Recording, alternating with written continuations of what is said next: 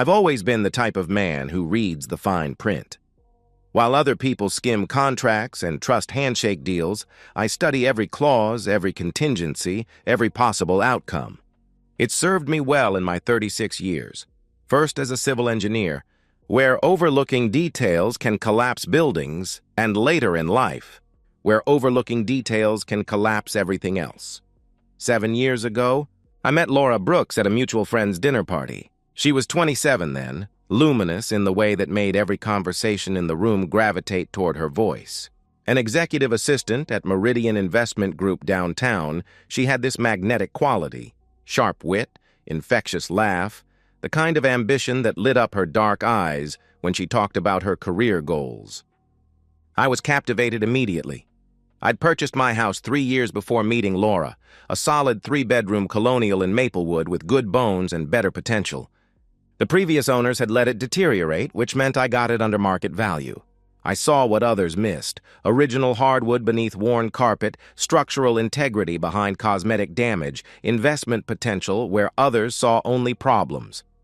My name alone on the deed, my down payment from years of careful saving, my equity built through weekend renovations, learning to tile bathrooms and refinish floors from YouTube videos and trial and error.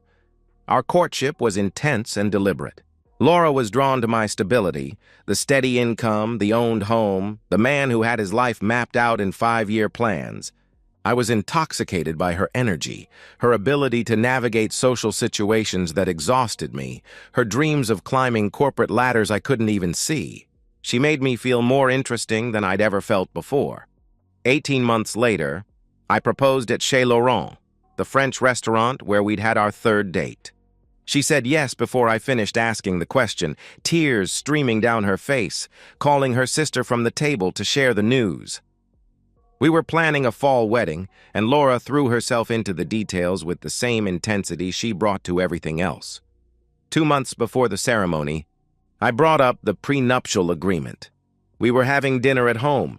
I'd made my grandmother's pot roast recipe, Laura's favorite, when I slid the folder across our kitchen table. She looked at it like I'd placed a dead animal between the salt and pepper shakers. "What's this?" she asked, her eyebrows raised in confusion. "Just some paperwork," I replied calmly. "Protection for both of us, in case anything ever goes wrong." Laura laughed, actually laughed, shaking her head as she opened the folder.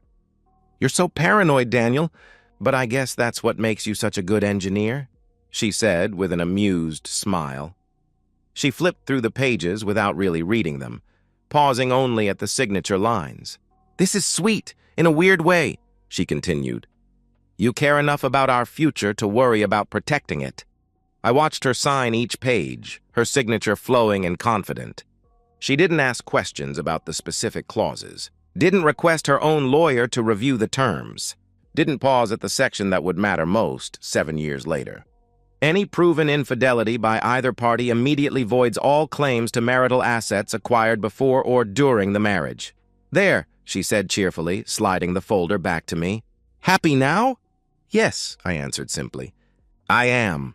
Our 7 years together unfolded like a carefully constructed blueprint. Laura's promotions came steadily.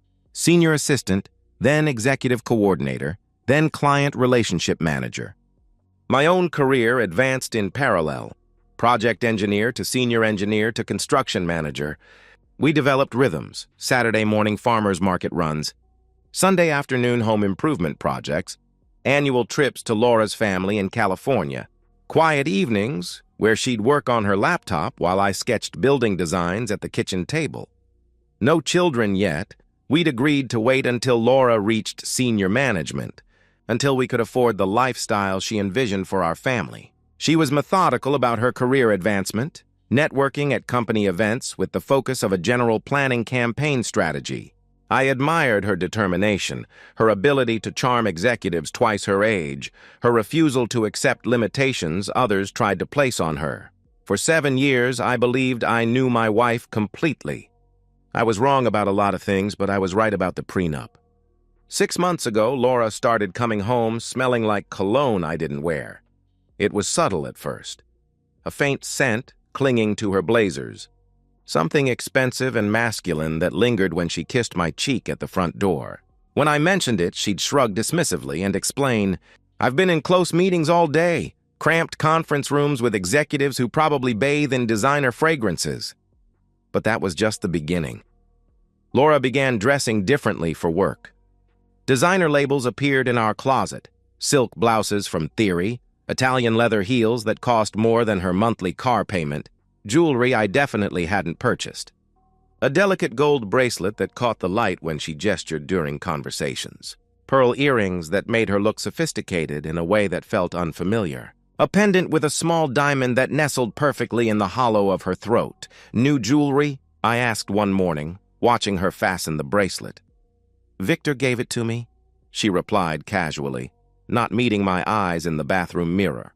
"Closing bonus for the Hartwell account. Victor Kane." Her boss's name, which I'd heard maybe twice in 7 years of marriage, suddenly appeared in every other sentence.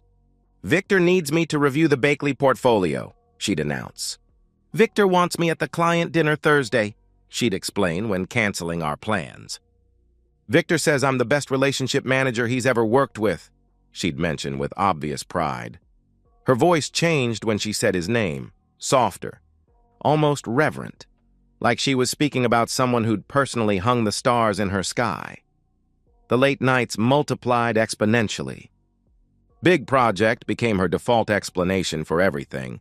Missed dinners, canceled weekend plans, the growing distance between us that felt like watching someone slowly walk away until they disappeared completely. She'd come home after 10 o'clock, claiming exhaustion, picking at the reheated meals I'd left wrapped in the refrigerator. Her phone became a fortress.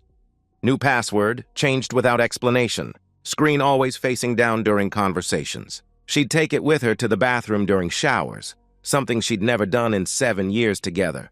Notifications set to hidden, so I couldn't see message previews when it buzzed on the kitchen counter. When my calls came through during work hours, she'd reject them or let them go to voicemail, texting back hours later with brief apologies. In meetings. "Talk tonight." Except we never did talk at night anymore. The intimacy between us died slowly, then all at once. Laura stopped initiating physical affection, stopped reaching for my hand during movies, stopped curling against me in bed on Sunday mornings. When I tried to bridge the growing gap between us, she'd claim headaches or exhaustion. "I'm just so tired lately," she'd murmur, turning away from me in bed. When she did comply with my attempts at intimacy, she was there mechanically, her body present but her mind clearly elsewhere, staring at the ceiling like she was calculating grocery lists instead of connecting with her husband.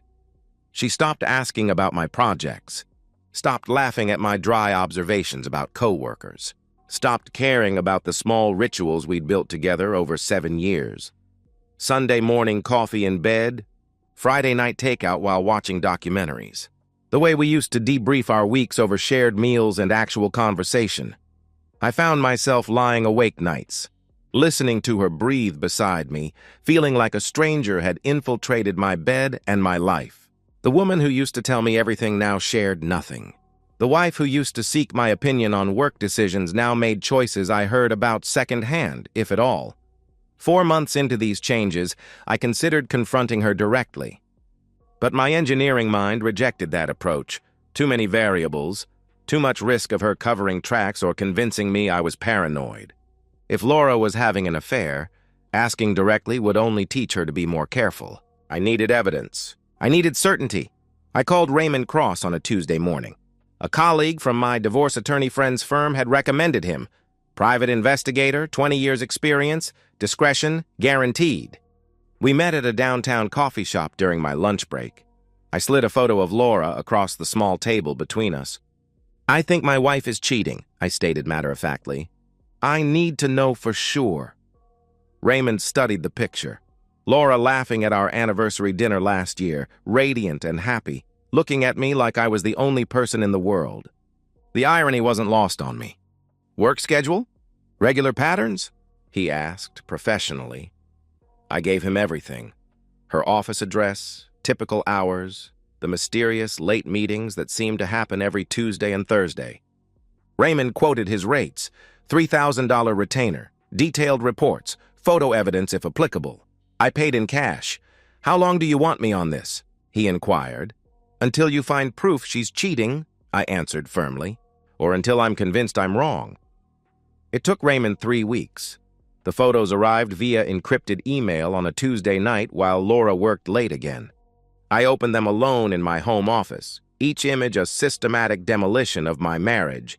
Laura and Victor Kane kissing in a parking garage, her hands tangled in his silver hair. Entering the Grandview Hotel together, his hand possessive on her lower back. Sitting intimately close at Mercato, the expensive Italian restaurant, his thumb stroking her wrist while she gazed at him like a lovesick teenager. I stared at the evidence for an hour, my face expressionless, my engineer's mind already shifting from grief to calculation. Then I called Margaret Sinclair, the best divorce attorney in the city. I didn't tell Laura about the photos. Instead, I started installing cameras in every room of our house. If Victor Kane wanted to destroy my marriage, I'd make sure the whole world watched it happen. The 2 weeks following Raymond's report were the most controlled performance of my life. Every morning, I woke beside Laura, kissed her forehead, and asked about her day with the same gentle concern I'd shown for 7 years. "Sleep well?" I'd inquire softly. "Big day ahead?" She'd respond with distracted nods, already checking her phone for messages from Victor. Every evening, I listened to her elaborate lies about demanding clients and urgent projects, nodding sympathetically while calculating her financial exposure. "Victor needs me to stay late again," she'd announce. "Of course," I'd reply understandingly. Work comes first. I cooked dinners she barely touched, watched shows she wasn't paying attention to, maintained the illusion of normalcy with the precision of a method actor playing the most important role of his career. Behind the scenes, I worked with Margaret Sinclair to build an airtight case. Margaret reviewed the prenuptial agreement with the thoroughness of a forensic accountant. The document had been drafted by Bakley, Klein & Associates 7 years ago, one of the city's top family law firms, ironically. Every clause was enforceable, every contingency legally sound. The infidelity provision was explicit and devastating. Any proven adultery immediately voided all claims to assets acquired before or during marriage. "This is bulletproof," Margaret declared, sliding the prenup back across her mahogany desk. "Your wife will walk away with exactly what she brought into the marriage, her personal belongings and that Honda Civic. Everything else stays with you." I filed for divorce 2 weeks after receiving Raymond's evidence. Margaret cited irreconcilable differences in the public filing, but attached the adultery evidence in sealed court documents. The court date was set for 90 days out, standard procedure. Laura wouldn't be served papers for another month. Strategic timing, Margaret recommended, to prevent her from hiding assets or preparing a defense. During this window, I installed a comprehensive security system throughout our house. High-definition cameras in the living room, kitchen, hallway, and front entrance. Cloud-based storage with motion activation and real-time streaming to my phone. When the security company technician asked about the extensive coverage, I explained casually, "I'm concerned about recent break-ins in the neighborhood." "Smart thinking," he replied, not knowing how smart it really was. I documented our marital assets with obsessive detail, bank statements going back 7 years, investment portfolio summaries, retirement account balances, the recent house appraisal showing $300,000 in equity, receipts for every major purchase, proof of my sole ownership of the property. Margaret assembled everything into an impenetrable financial fortress that would withstand any challenge Laura's eventual attorney might mount. Then I made a calculated decision that revealed the true scope of my planning. Contacted the HR department at Meridian Investment Group, not to file a formal complaint. That would be too obvious, too traceable back to me. Instead, I had Raymond send an anonymous tip about potential ethics violations involving senior management and subordinate staff, suggesting they might want to investigate Victor Kane's professional conduct with certain employees. Investment firms live in terror of liability lawsuits. Sexual harassment claims, preferential treatment allegations, workplace relationship scandals, any of these could trigger regulatory investigations and massive financial exposure. HR departments at firms like Meridian don't ignore anonymous tips. They investigate them with the paranoia of people whose bonuses depend on avoiding scandals. I also began subtle social preparation. At dinners with mutual friends, I'd mention casually that Laura seemed stressed lately. "I'm worried about her work demands," I'd confide to our friends Mark and Sarah over dinner. "I just hope our marriage can survive her increasingly demanding career." "You're such a supportive husband," Sarah would respond sympathetically. "Laura's lucky to have you. If only she knew." My emotional state during this preparation phase surprised me. I expected rage, devastation, the classic stages of grief everyone talks about. Instead, I felt oddly calm, almost clinical. Grief would come later, I told myself. During those 2 weeks, I felt like I was back in college, solving a complex engineering problem. Variables, constraints, optimization, finding the most efficient path to the desired outcome. The difference was, the stakes weren't a grade. They were my entire life. I spent my evenings in the home office, reviewing divorce paperwork and surveillance reports, while Laura worked late with her lover 20 floors above downtown. The irony wasn't lost on me. She was building her new life while I was systematically dismantling the old one, and neither of us knew what the other was doing. One night, I sat at my desk reviewing the financial statements Margaret had prepared when I realized I felt no guilt about what was coming. Laura had made her choices with full knowledge of their potential consequences. Victor had walked into another man's marriage with arrogance and entitlement, assuming the methodical husband would simply step aside when confronted with his superior charisma and financial power. They were both about to learn what happened when you underestimated the man who always read the fine print. Laura came home that night after 11, kissed my cheek absently, and disappeared upstairs. I watched her go, then returned to my laptop where Raymond's latest surveillance photos were waiting.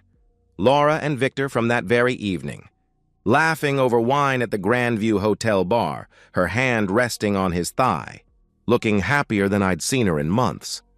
I closed the laptop and whispered to the empty room. One more week. On Tuesday evening, exactly 3 weeks after I filed for divorce, Laura walked through our front door holding Victor Kane's hand. He'd come to my house to claim my wife. He had no idea he was walking into a trap. I was reading a structural engineering journal on the living room couch when I heard the key turn in our front door. 8:47 p.m., later than usual for Laura's client meetings. Then I heard something that made my pulse quicken. 2 sets of footsteps. The cameras were recording. Laura entered first, and behind her, holding her hand with casual possessiveness, was Victor Kane. I recognized him immediately from Raymond's photographs. 6'2", broad shoulders filling an expensive charcoal suit, salt and pepper hair styled with the precision of a man who'd never been told no in his privileged life. He surveyed my living room with barely concealed contempt, like a real estate developer touring a property he was considering demolishing. I looked up from my journal, set it carefully on the coffee table. "Can I help you?" I asked calmly. Victor laughed, actually laughed, and walked deeper into my living room without invitation. His confidence was staggering, the arrogance of a man accustomed to taking whatever he wanted simply by wanting it. "Actually, yeah," he replied with condescending amusement. "I'm here to talk to you about Laura." His tone was like he was explaining basic mathematics to a child. Victor sat on my couch, spread his arms across the back cushions like he already owned the furniture, and delivered his speech with the casual cruelty of someone who'd clearly rehearsed these words. "Look, Daniel," he continued, "we both know this marriage has run its course. Laura deserves better than whatever this is." He gestured dismissively at our home, at me, at 7 years of shared life. "And I'm here to do the right thing. I'm asking you to let her go cleanly. No hard feelings." Laura stood beside him, chin raised, trying to project confidence, but her eyes betraying nervousness. She'd worn her best dress for this occasion, I noticed, the black one I'd bought her for our anniversary dinner 2 years ago. The symbolism felt intentional. "It's time we stopped pretending, Daniel," she added, her voice carrying forced maturity. "You and I have been over for a while. We both know it." I let them finish their prepared presentation. Then I stood, walked to the kitchen where I'd prepared the manila envelope that morning, and returned. I dropped it on the coffee table between them with a heavy thud that echoed in the sudden silence. "What's that?" Laura asked, her confidence cracking like ice under pressure. "Private investigators' report," I replied, my voice ice cold. "Photos, videos, timestamps, witness statements. You two have been screwing for 3 months. Tuesday and Thursday evenings mostly. The Grand View Hotel, Suite 412. You're creatures of habit." Victor's smirk evaporated like smoke. Laura went pale, her hand reaching toward the envelope, then pulling back like it might burst into flames. I continued, each word a surgical strike designed for maximum damage. "I filed for divorce 3 weeks ago. The prenuptial agreement you signed, Laura, the one you didn't bother reading, clearly states that infidelity voids all claims to marital assets. You get nothing. No house, no savings, no retirement accounts. You'll leave this marriage exactly as you entered it, with your car and your clothes." Laura tried to stand, panic overtaking her carefully constructed composure. "Daniel, wait," she pleaded desperately. "We can talk about this." "Sit down," I commanded sharply. The authority in my voice made her collapse back onto the couch like her strings had been cut. I turned to Victor, and the temperature in the room dropped to Arctic levels. "And you," I said coldly. "You're trespassing. Those cameras," I pointed to the living room security system, "are recording everything. You entered my home without invitation and attempted to intimidate me into surrendering my wife. That's breaking and entering, harassment, and depending on how I frame it to the police, possibly extortion." Victor stood, trying to reclaim his dominant position through sheer physical presence. "I didn't threaten you," he protested. "You demanded I give you my wife," I interrupted. "In my house, after screwing her for 3 months behind my back. That's absolutely a threat." Victor stepped forward, towering over me, puffing his chest like a territorial animal. "You think you scare me?" he sneered arrogantly. "I make more in a month than you make in a year. I'll bury you in legal fees. I'll destroy—" I moved. The first strike was precise, both hands grabbing Victor's expensive lapels and slamming him against the wall hard enough to crack the plaster. His head snapped back, leaving a small dent in the drywall. Before he could recover from the shock, I drove my fist into his solar plexus, a calculated blow that evacuated every molecule of air from his lungs and left him gasping like a landed fish. Victor doubled over, wheezing, and I brought my knee up into his ribs with the full force of 7 years of suppressed rage. The crack was audible. Victor crumpled, and I followed him down with a vicious kick to his groin that sent him into a fetal curl on my hardwood floor. Tears streaming down his face, all arrogance stripped away in 30 seconds of controlled violence. "Daniel, stop!" Laura screamed, grabbing my arm frantically. I shoved her away, not violently, but firmly enough to send her stumbling backward into the coffee table. I stood over Victor, breathing steady, knuckles split and bleeding, looking down at the man who thought he could walk into another man's home and steal whatever caught his fancy. "Get out of my house! Now!" I ordered coldly. Victor tried to crawl toward the front door, groaning pathetically, clutching his ribs and groin, reduced to a broken shell of the confident predator who'd entered my home 20 minutes earlier. Laura rushed to help him, both of them sobbing now, all pretense shattered, the ugly reality of their situation finally penetrating their delusional bubble. I picked up the divorce papers from the side table and threw them at Laura's feet. "Sign them," I instructed firmly. "Don't contest. The evidence is overwhelming and you cannot win." Laura knelt beside Victor, supporting his weight, mascara running down her face like black tears. "Daniel, please," she begged desperately. "We can work something out. Oh, and one more thing," I announced, crossing my arms almost casually. "I sent the complete investigation report to your company's HR department this morning. Detailed evidence of your affair, including documentation that Victor used company resources, expense accounts, client dinners, business travel, to facilitate your relationship. They'll be calling you both in tomorrow. Workplace relationships between management and subordinates violate Meridian's ethics code. I checked. Laura's face crumbled completely. Victor groaned, barely conscious, probably concussed. They stumbled toward the door together, Victor leaning heavily on Laura, leaving small drops of blood on my pristine hardwood floors. I followed them, opened the door, and watched them struggle down the front steps. Victor could barely walk.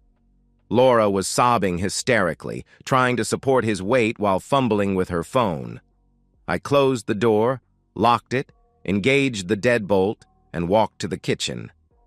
I poured myself 2 fingers of Jameson and sat at the kitchen table, hands shaking slightly from adrenaline, but face completely calm. My phone buzzed. Text from Margaret Sinclair. "Papers served. She has 30 days to respond.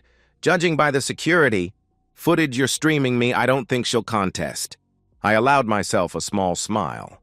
The next morning, Laura and Victor learned that destroying a marriage has collateral damage far beyond a living room.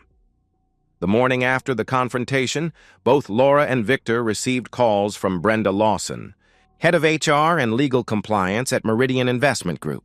Neither knew the other was being summoned. Neither suspected the systematic destruction about to unfold. Margaret received the details through court filings and discreet inquiries Raymond made with contacts throughout the financial district. The investment world is surprisingly small, and scandals travel fast. Brenda sat across from Laura in a sterile conference room at 9 a.m. sharp, a thick folder between them. My investigation report, meticulously organized and legally devastating. Brenda's expression was professional but cold, the look of someone delivering a terminal diagnosis. "We've received comprehensive evidence of a workplace relationship between you and Victor Kane that violates company policy," Brenda began without preamble, her voice clinical.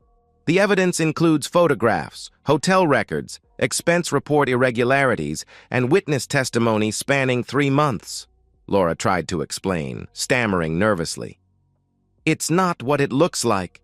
This is recent, and it doesn't affect my work." "Mr. Kane used company credit cards for personal dinners with you," Brenda interrupted sharply. "He approved expense reports for travel where you shared accommodations. He gave you bonuses and raises that our review suggests were not merit-based. This creates massive liability for the firm: sexual harassment claims, preferential treatment, financial impropriety." The parallel conversation with Victor happened simultaneously in another conference room. He tried to bluster, threatening legal action. "This is harassment," he declared indignantly. "I've been with this company for 15 years, which makes your behavior even more inexcusable," Brenda replied coldly. "You knew better." "Effective immediately," she continued to both of them. "In separate rooms, you are terminated for gross violation of our ethics code and professional conduct standards. Security will escort you out. You have 1 hour to collect personal belongings. Your final paychecks will be mailed. Any attempt to contact clients or employees will result in legal action for corporate espionage." Their walk of shame became legend in downtown financial circles. Both escorted by security through the main office during peak morning hours, carrying boxes of personal items while hundreds of colleagues watched in stunned silence. Phones appeared, taking photos, typing messages. By lunch, the story had spread through every investment firm in the city. A junior analyst whispered to his cubicle neighbor, "Did you hear about Victor and Laura?" "The affair?" his colleague replied, not looking up from his screen. "Everyone's talking about it. Company credit cards, hotel rooms, the whole thing. Career suicide," the first one concluded. "Nobody's going to touch them after this." Victor's destruction was particularly spectacular. As a senior vice president, his career had been built on reputation and network connections. In the incestuous world of high finance, word traveled at light speed. Other firms heard about the ethics violation, the termination, the sordid circumstances. Doors began closing before Victor could even start making calls to his professional contacts. When he reached out to his former colleague at Goldman Sachs, the response was swift and brutal. "Sorry, Victor, but we can't take that kind of risk. his contact explained awkwardly. You understand, Laura faced similar professional exile, but with added social judgment. She'd been the subordinate in the affair, which somehow made her more culpable in the twisted calculus of workplace gossip. Other executive assistants distanced themselves from her. Her carefully built network evaporated overnight. Meanwhile, my divorce proceeded with mechanical efficiency. Margaret filed motions, presented irrefutable evidence, and Laura's court-appointed attorney, an overworked public defender, she could barely afford without her meridian salary, advised her not to contest. The prenup is airtight. He told her during their brief consultation, shaking his head. The photographic evidence is overwhelming. You signed this agreement voluntarily with independent counsel available. You will lose, and fighting will only cost you money you don't have. But surely there's something... Laura began desperately. Nothing, he replied firmly. Your husband played this perfectly.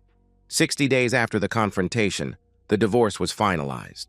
I retained the house, all savings accounts, all retirement portfolios, all investments. Laura received her personal belongings, her Honda Civic with 18 months of payments remaining, and exactly nothing else. 7 years of marriage. And she walked away with less than she'd entered with because now she carried legal fees she couldn't pay. The final destruction of Laura and Victor's relationship followed predictably. Without jobs, without money, without the forbidden thrill of secrecy that had sustained their affair, their love evaporated like morning fog. They fought constantly in her cramped studio apartment. This is your fault, Victor accused angrily. You should have been more careful. My fault? Laura shot back bitterly. You're the one who insisted on using company cards for everything. You could have said no, he replied, coldly. Just like you could have kept it in your pants? She retorted. Margaret gleefully included their mutual recriminations in court documents as evidence of their complete lack of remorse. Within 2 months of the confrontation, Victor and Laura broke up viciously in the parking lot of Laura's new studio apartment. Victor moved to Phoenix, taking contract work at 60% of his previous salary, unable to get recommendations from any firm in our city. Laura moved to Denver, working administrative jobs for a third of her meridian income, starting over from absolute zero at 34 years old. The chapter ended with me receiving the final divorce decree in the mail. I filed it carefully in my home office, poured myself a drink, and felt nothing. Not triumph, not satisfaction, not even relief, just quiet. 6 months later, I realized I hadn't thought about Laura in weeks. That's when I knew I'd truly won.